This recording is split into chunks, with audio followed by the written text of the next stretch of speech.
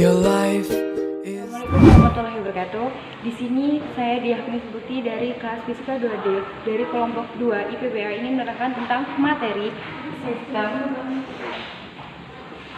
matahari, bumi, dan bulan.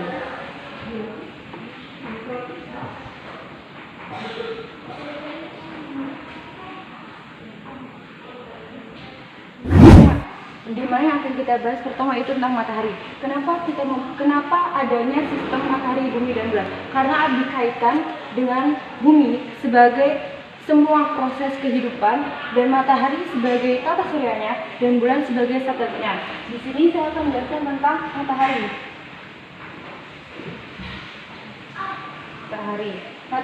Matahari pada dasarnya adalah sama seperti bintang yang lain. Kenapa dikatakan berbeda? Karena matahari itu sinarnya dia memantulkannya lebih besar dari tampaknya ke bulan, sehingga sinar yang dihasilkan dari bumi itu akan nampak lebih terang dibanding cahaya yang lainnya. Jarak matahari adalah sekitar 150 juta kilometer, di mana umur matahari diketahui oleh para ilmuwan adalah sekitar 4,6 miliar tahun, di mana matahari sendiri terbagi menjadi 3 bagian. Yang pertama adalah fotosfer, yang kedua adalah kromosfer, dan yang terakhir adalah korona. Nah, fotosfer itu adalah merupakan bagian awal dari matahari prosesnya. Sedangkan fotosfer adalah bagian awal dari pusatnya matahari. Sedangkan kromosfer itu ketebalannya mencapai 2000 sampai 3000 km. Dan korona itu kenapa dikatakan dia terletak paling ujung? Karena korona adalah lapisan terluar dari angkasa matahari. Yang kedua itu tentang bumi. Bumi merupakan planet yang sangat istimewa. Dikatakan istimewa kenapa? Karena di dalamnya ada penghuninya berupa manusia, tumbuhan, binatang, dan bumi memiliki ciri khasnya tersendiri, yaitu dia berwarna biru. Kemudian dia mempunyai satelit seperti bulan. Planet lain memang mempunyai satelit, tetapi berbeda dengan bumi. Di bumi ada namanya sebuah kehidupan, berbeda dengan planet-planet yang lain. Seperti di Mars, Mars tidak bisa ditempati oleh kehidupan makhluk hidup. Di bumi, dia kondisinya sangat normal. Kenapa dikatakan normal? Karena di bumi atmosfernya dinamis. Hal ini menjadikan bumi menjadi planet yang sangat unik dari planet yang lain. Kemudian dijelaskan lagi, bumi memiliki aktivitas pegunungan yang vulkanik dan tektoniknya itu teratur. Kemudian adanya kehidupan biologis antara flora dan faunanya berkembang dengan sangat seimbang. Bumi merupakan planet terestrial yang paling besar ukurannya. Bumi memiliki lapisan terluar bumi sangat sulit dijangkau. Bumi sendiri diselubungi gas yang biasa disebut dengan udara, di mana isi dari udara itu ada atmosfer, nitrogen, kemudian dan lain-lain.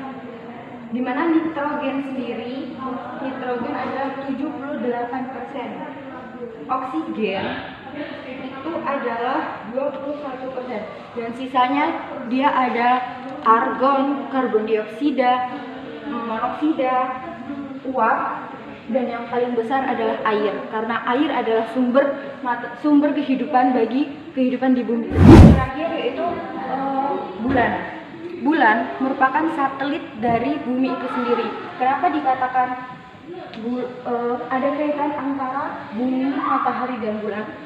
Di mana bulan adalah satelit dari bumi, dan bulan itu memantulkan cahayanya dari matahari ke bulannya itu sendiri. Nah, jadi bulan itu tidak memiliki matahari, tetapi dia memantulkan cahaya mataharinya ini ke bulannya ini untuk kehidupan di bumi. Jadi kenapa di sini ada sistem matahari, bumi, dan bulan? Ya, karena inilah bulan adalah satelit bumi, dan bulan memantulkan cahayanya dari sinar matahari. Inilah yang dikatakan dengan sistem seimbang dan sejalan. Di sini karakteristik bulan jadi itu yang pertama adalah bulan tidak memiliki angkasa. Tidak memiliki angkasa dan ruang di sana, dan ruangan di bulan itu adalah sangat gelap. Dia kenapa bisa terang? Karena dia memantulkan cahaya mataharinya ke bulannya. Nah, sebenarnya secara kondisi fisiknya itu bulan bentuknya itu seperti gunung, berlembah-lembah, juga berpegunungan.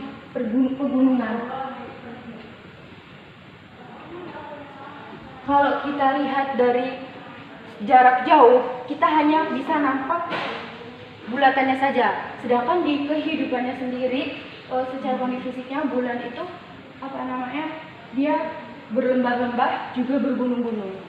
Di bulan suhunya jika 130 derajat Celcius, ini dikatakan 137 derajat Celcius kalau dia terkena cahaya matahari. Tetapi kalau dia tidak terkena cahaya matahari, maka suhunya adalah hanya 10 derajat Celcius. Jadi akan nampak lebih besar jika terkena cahaya matahari, maka suhunya menjadi naik. Dan jika tidak terkena cahaya matahari, suhunya menjadi turun 10 derajat Celcius. Di sini ada penampakan antara bumi dan bulan.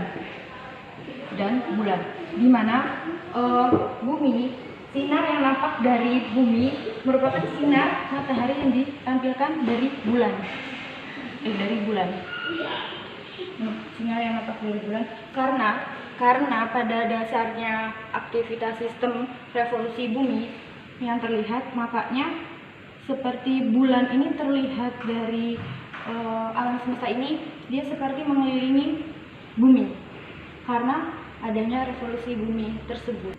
Nah, perubahan bentuk bulan inilah yang dinamakan dengan fase-fase bulan. Di mana fase-fase bulan itu ada fase utama. Di dalam fase utama itu ada fase kuarter, kuartil, dan sebagainya. Nah, karena fase-fase bulan itu mencapai 29,5 hari antara waktu yang diperlukan bulan mengelilingi bumi. Jadi yang dikatakan ada sistem kayak revolusi bumi, rotasi bumi. Nah, itu di sini 29 hari yang diperlukan antara bulan mengelilingi bumi. Berkaitan dengan matahari. Sebenarnya pergerakan harian matahari dari timur ke barat, kemudian matahari itu terbit dari timur, terbenam di barat, itu merupakan pergerakan dasar dari matahari ini. Jadi sewaktu matahari terbit dari timur kemudian terbenam di barat, itu merupakan pergerakan dari matahari ini. Pergerakan dasarnya dari matahari. Di mana ini sebenarnya bukan gerakan dasar dari gerak matahari, tetapi melainkan perputaran bumi pada porosnya. Kan kalau dalam sistem tata rotasi itu ada yang namanya rotasi bumi dan revolusi bumi. Nah, ini yang tadi saya katakan kalau dia matahari terbit dari timur kemudian terbenam di barat, itu adalah dinamakan dengan perputaran bumi pada porosnya atau disebut dengan rotasi. Perjalanan matahari tadi yang ketika dia terbenam di barat kemudian dia terbit dari timur, itu ketika dia perjalanan tersebut tadi dinamakan perjalanan semu tahunan matahari. Semu matahari, di mana matahari selain melakukan harian, itu juga ada tahunan perjalanannya itu. Seperti ketika dia perjalanan mataharinya ke arah timur, dia mencapai waktu 365,2425. Oleh para ilmuwan itu digerakkan menjadi 365 hari. Inilah yang dinamakan dengan tahun kabisat. Nah, contoh dari rotasi bumi itu sendiri, yang pertama adalah terjadinya siang dan malam. Siang dan malam seperti yang kita rasa, kalau siang itu 24 jam, malam hari juga 24 jam. Nah, ini bisa terjadi kenapa? Karena ada dua bagian bumi yang ada yang menghadap ke matahari dan membelakangi mataharinya, di mana bagian yang menghadap matahari itu dia akan mengalami siang, dan dia yang membelakangi matahari tersebut maka dia akan mengalami waktu malam. Kemudian yang kedua yaitu adanya perbedaan waktu, di mana dibagi menjadi 3 antara waktu Indonesia Barat, Tengah, dan waktu Indonesia Timur. Terus yang terakhir yaitu gerak semu harian matahari. Di sini gerak semu harian matahari itu terjadi karena akibat dari rotasi bumi yang seolah-olah matahari tersebut mengelilingi bumi. Nah, yang kedua setelah tadi rotasi bumi, sekarang bagiannya adalah revolusi bumi. Revolusi bumi. Berbicara mengenai revolusi bumi, pasti kita akan berpikir yang pertama adalah alam semesta atau jagat raya. Kenapa kita pasti berpikir ke alam semesta atau jagat raya? Karena alam semesta, jika kita mendengar kata alam jagat raya, di situ kita akan mengenal yang namanya adanya sistem tata surya, di mana sistem tata surya adalah dari planet, matahari, bumi, dan bulan itu kumpulan menjadi satu. Dia saling terhubung seperti rantai-rantai itu. Jadi yang dinamakan sistem tata surya sendiri itu adalah kumpulan benda-benda langit yang saling berhubungan. Di sini mereka tidak akan bisa terpisah karena sudah ada sistem yang mengatur di dalamnya. Nah, revolusi bumi. Berbicara mengenai revolusi, pasti akan berpikir kalau revolusi itu adalah pergerakan. Tapi di sini kan ada buminya, bumi sebagai pusat seluruh kehidupannya. Nah, jadi pengertian dari revolusi sendirinya itu adalah pergerakan matahari, pergerakan planet-planet dalam mengelilingi sistem tata suryanya. Nah, sistem tata suryanya itu terbesar adalah pusatnya, di titiknya itu adalah di matahari. Jadi, revolusi itu adalah pergerakan sistem tata surya dalam mengelilingi matahari. Nah, contoh dari revolusi bumi itu adalah gerak semu matahari. Umumnya gerak semu tahunan matahari ini terjadi karena perubahan gerak posisi matahari ini dari timur ke belahan bumi utara, di mana itu biasanya terjadi pada tanggal 22 Desember sampai 22 Juni. Nah, yang kedua itu akibat yang dilakukan oleh gerak semu matahari. Selain ini tadi juga ada yang namanya perbedaan siang dan malam. Kemudian terjadinya perubahan musim di bumi, di mana yang kita tahu antara belahan bumi kita itu mempunyai 4 musim. Yang pertama adalah musim semi, gugur, penghujan, dan kemarau. Akibat dari adanya revolusi bumi ini tadi, manfaatnya yang pertama itu kita bisa merasakan adanya perbedaan waktu, perbedaan musim, juga perbedaan cuaca. Itu kita mempunyai waktu yang pasti, waktu yang terkenal dengan sistem internasionalnya, di mana di situ kita mempunyai satu harinya itu selama 24 jam. Yang terakhir yaitu kita bisa melihat adanya macam-macam bentuk rasi tentang gerhana yang ada di muka bumi ini, di mana gerhananya itu dibagi menjadi 2, gerhana bulan dan gerhana matahari. Yang pertama yaitu gerhana matahari. Gerhana matahari, di mana gerhana matahari ini terjadi ketika bulan berada di antara matahari dan bumi. Kalau kita gambarkan gambarnya, di sini ada matahari. Kemudian di sini titik kecil itu ada bulan, dan yang terakhir itu ada bumi. Tadi kan saya katakan bahwa posisi gerhana matahari ini ketika bulan berada di antara matahari dan bumi. Jadi ketika saat bulan berada di antara matahari dan bumi, ini dia akan mengalami gerhana matahari.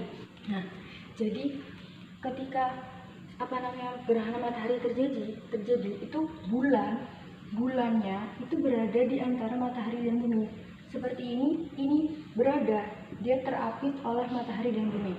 Nah, gerhana matahari itu terbagi menjadi 3. Ada gerhana matahari total, gerhana matahari sebagian, dan gerhana matahari cincin. Yang kedua itu adalah gerhana bulan. Gerhana bulan, di mana gerhana bulan ini, kalau tadi kita katakan bahwa matahari itu pada gerhana matahari bulan terletak di antara matahari dan bumi, kalau dia gerhana bulan, matahari dan bumi ini berada pada satu garis lurus. Posisinya seperti ini.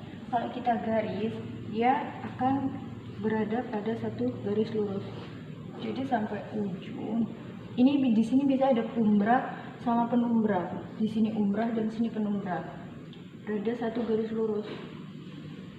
Di sini bulannya, di sini buminya berada pada satu garis lurus. Jadi bisa dibedakan bahasa yang bisa diingatnya itu kuncinya adalah kata bulannya. Jadi kalau yang gerhana matahari tadi, bulan berada di antara matahari dan bumi, ini akan terjadi gerhana matahari, di mana bulan, bumi dan matahari berada di antara mereka itu. Nah, sedangkan gerhana bulan perbedaannya itu pada satu garis lurusnya. Jadi ketika letak matahari, bulan, dan bumi berada pada satu garis lurus, maka itu akan terjadi gerhana bulan. Gerhana bulan ada yang sebagian dan ada yang gerhana bulan. Jadi revolusi bumi mengelilingi matahari, bulan mengelilingi bumi. Nah, inilah yang dikatakan dengan sistem matahari, bumi, dan bulan. Mereka saling berkaitan karena tadi yang saya katakan kalau bulan itu adalah satelitnya dan bumi sebagai pusat dari semua kehidupan manusia ini bisa berjalan dengan baik dan teratur, dan yang di sini adalah matahari. Jadi mereka ini tidak bisa dipisahkan. Ketika matahari hilang, maka bumi kehilangan cahayanya, bumi akan tampak gelap. Dan ketika bulan kehilangan bumi, jadi tidak bisa. Terus ada juga adanya sistem kalender hijriah dan masehi, di mana sistem kalender ini sangat berpengaruh antara matahari, bumi, dan bulan, sehingganya menghasilkan perbedaan kalender. Ada kalender masehi dan kalender hijriah. Penjelasan mengenai tentang sistem matahari, bumi, dan bulan, di mana di dalamnya ada gerhana matahari dan gerhana bulan dan lain sebagainya. Saya sebagai penjelas materi tadi, apabila ada kesalahan saya mohon maaf, dan kurang lebihnya terima kasih atas perhatiannya. Semoga bermanfaat untuk kita semua. Dan terakhir, jangan lupa di subscribe ya teman-teman. Saya akhiri, wassalamualaikum warahmatullahi wabarakatuh.